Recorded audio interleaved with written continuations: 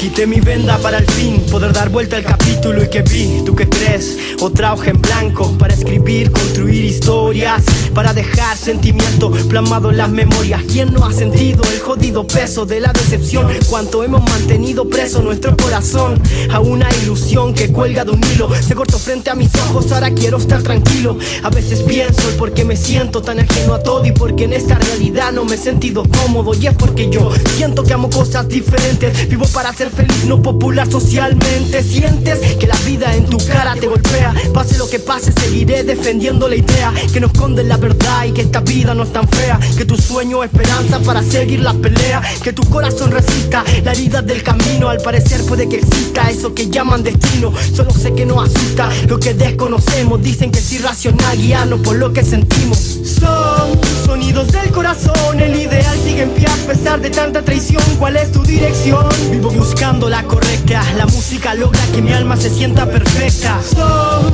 sonidos del corazón, el ideal sigue en pie a pesar de tanta traición. ¿Cuál es tu dirección? Vivo buscando la correcta, la música logra que mi alma se sienta perfecta. Nada más es lo que fluye, lo que quise escupir en este instante es dibujar el momento. El hip hop llegó a iluminarme, a mostrarme un camino nuevo para descubrir, a enseñarme una forma nueva de poder vivir. Compartí en las típicas quebradas del infierno, consumía tanta mierda, envenenaba mi cerebro. Era el típico terco rapero, freestalero, engrupío creyendo poder joderme al mundo entero. Pero hay una vida para descubrir, ser un guerrero es levantar para que otros puedan seguir. Así que decidí reestructurarme, dejar atrás el pasado y levantarme para al fin lograr encontrarme. Son sonidos del corazón, el ideal sigue en pie a pesar de tanta traición. ¿Cuál es tu dirección? Vivo buscando la correcta, la música logra que mi alma se sienta perfecta. Son sonidos del corazón, el ideal sigue en pie a pesar de tanta traición. ¿Cuál es tu dirección? Vivo buscando la correcta, la música logra que mi alma se sienta perfecta.